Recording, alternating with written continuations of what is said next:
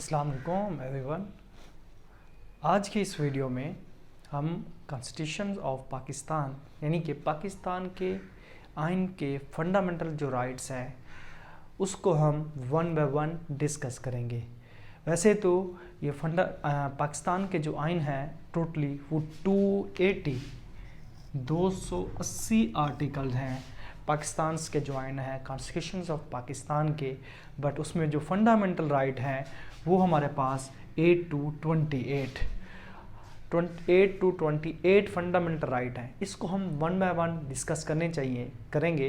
और जैसा कि आपको पता है कि बुनियादी हकूक़ जो हैं पाकिस्तान के आइन में से ये हर पर्सन को पता होना चाहिए। और सेकेंडली इसका बेनिफिट ये है कि इससे रिलेटेड फंडामेंटल राइट जो 8 to 28 हैं, इससे रिलेटेड पीपीएससी, एफपीएससी, एनटीएससी और दीगर एग्ज़ाम में सवाल पूछे जाते हैं। सो आज हम फंडामेंटल राइट पढ़ेंगे 8 to 28। सबसे पहले हम देखते हैं आर्टिकल नंबर 8। जो 8वां आर्टिकल है जो फंडामेंटल राइट का है वो क्या है? वो कहता है कि फंडामेंटल राइट जो होते हैं आर सुप्रीम, यानी कि अब हम में से एंड में आपको बताऊंगा कि इससे रिलेटेड एमसीक्यूज़ कैसे आ सकते हैं। सबसे पहले हम इसको वन बाय वन डिस्कस करेंगे।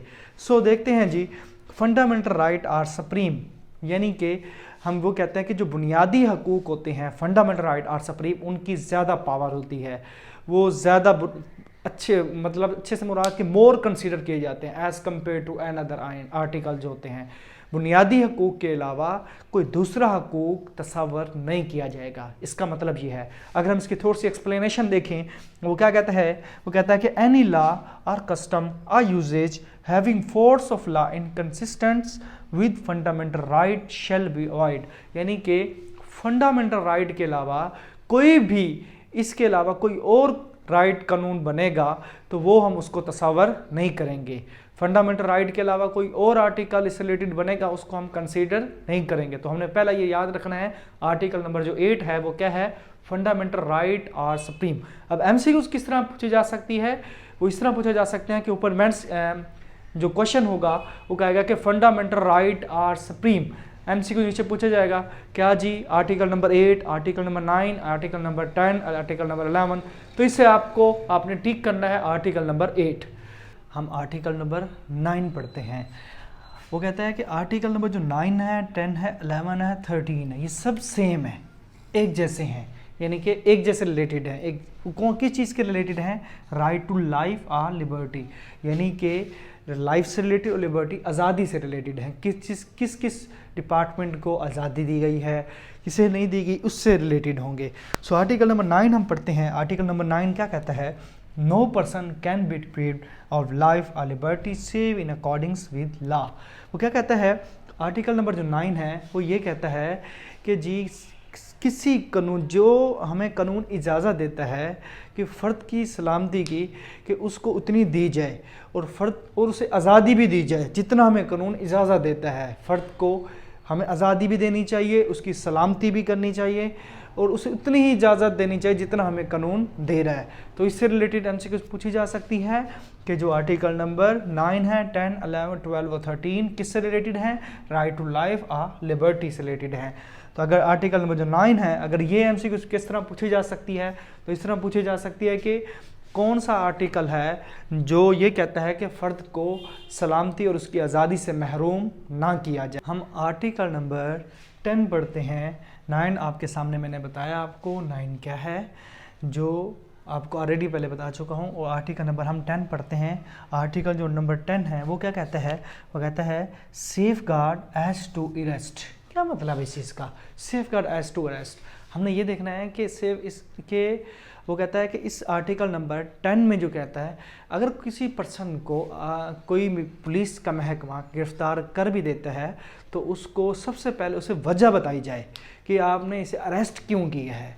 और सेकेंडली हमें ये क्या कहता है आर्टिकल नंबर 10, उसको वजह बताई। अगर गिरफ्तार कर भी लिया है तो उसको वकील करने का हक दिया जाए। और तीसरी वजह क्या है? अगर वकील 24 घंटे के अंदर अंदर उसे मजिस्ट्रेट के सामने पेश किया जाए, यानी कि अदालत में पेश किया जाए लाजमी तौर पर। अगर पहली तो बात है कि वो गिरफ्तार बग़ैर वजह के कर ही नहीं सकते, अगर कर भी देते हैं तो उसको वकील करने का हक देते हैं। और वकील करने का भी अगर नहीं ऐसा इशू हो रहा है तो 24 घंटे के अंदर अंदर, यानी कि थाने में 24 घंटे ही रख सकते हैं, इससे ज़्यादा वो नहीं रख सकते, और 24 घंटे के अंदर अंदर मजिस्ट्रेट के सामने पेश करना होता है। तो आज से पूछा जाता है कि जो safeguard as to rest जो है, ये आर्टिकल नंबर कौन सा है, आर्टिकल नंबर 10। इसी तरीके से आर्टिकल नंबर जो 10A है वो किससे रिलेटेड है, 10वें का छोट पार्ट है 10A, right to fair trial.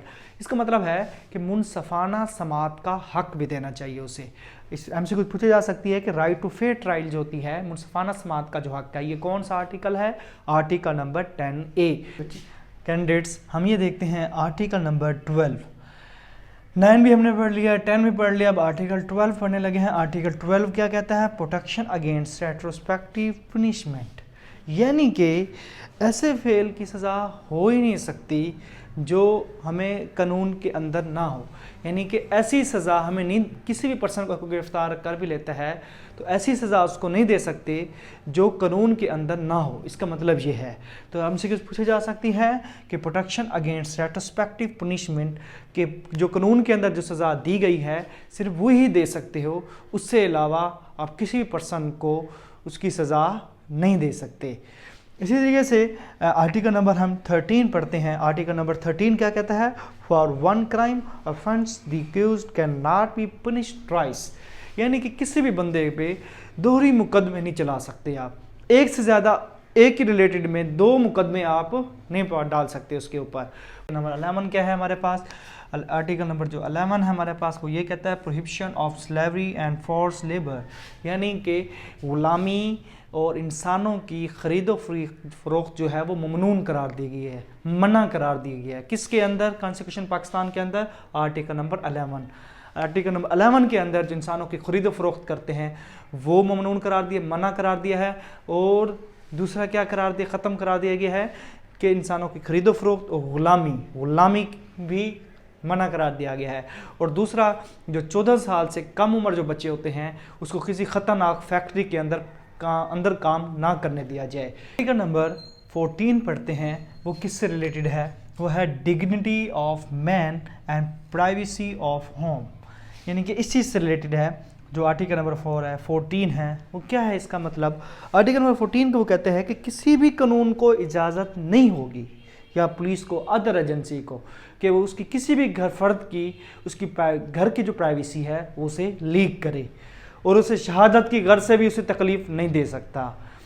14 हमें क्या कहता है, dignity of man and privacy of home, किसी भी कानून को इजाज़त नहीं हो सकती कि उसके घर के अंदर उसे, जैसे कि पुलिस जाती है हमारे अंदर, वो पुलिस घर में इंटर हो जाती है विदाउट अथॉरिटी के, किसी भी लॉफुल अथॉरिटी से, कोई ऐसा सर्टिफिकेट्स, कोई ऐसी चीज़ नहीं होती जिसे वो देखकर वो ये कहें कि हम इसके घर के अंदर रेड मार रहे हैं। ये गलत काम है, ये हमें कानूनी इजाज़त इनको नहीं देता, जो बग़ैर किसी लॉफुल अथॉरिटी के बग़ैर वो ऐसे रेट मारते हैं। तो आर्टिकल नंबर 14 हमारा क्या है, dignity of man and privacy of home, किसी भी कानून को इजाज़त नहीं होगी वो किसी भी घर के फ़र्द के घर की प्राइवेसी को लीक करे। वो कहते हैं 14 जो ए है हमारे पास आर्टिकल, वो क्या कहता है, ऐसी police and other state agency can inter a home after obtaining lawful authority.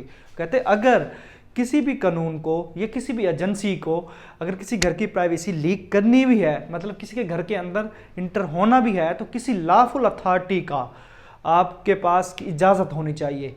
हम अब पढ़ने लगे हैं आर्टिकल नंबर 15। जो आर्टिकल नंबर 15 है, 16 है, 17, 18, 19 ये सब सेम है। किस चीज़ के रिलेटेड है, बेसिक फ्रीडम, आज़ादी से रिलेटेड है। बेसिक फ्रीडम जो बेसिकली फ्रीडम उससे रिलेटेड है। हम पढ़ने लगे हैं आर्टिकल नंबर 15।